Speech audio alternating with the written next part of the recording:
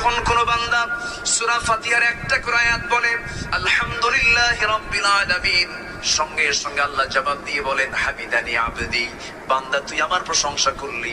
আর রহমানির রহিম যখন বলে আল্লাহ বলেন আসনা আলাইয়া আবদি।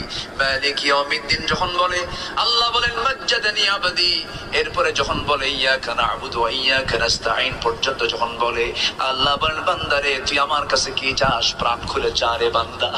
ইহদিনাস সিরাতাল মুস্তাকিম থেকে শুরু করে নিয়া ওয়ালাদ-দাল্লিন পর্যন্ত যখন বান্দা বলে তখন আল্লাহ বলেন বান্দা নামাজের মধ্যে এমন প্রেমের খেলা খেললি বান্দা, তুই যা চাইলি সব আমি আল্লাহ কবুল করলাম। ওই বান্দা যখন রুকুতে যায় আল্লাহ তখন অস্থির হন। ওই বান্দা যখন সিজদায় যাওয়ার জন্য প্রস্তুতি নেয় সমস্ত ফেরেশতাকে ডাক দিয়ে বলেন ও ফেরেশতারা, এই বান্দাগুলো আমাকে দেখলো না, রাসূলকে দেখলো না, কোরআনকে দেখে হাদিসকে বিশ্বাস করে আমাকে খুশি করার জন্য তার সবচেয়ে সম্মানজনক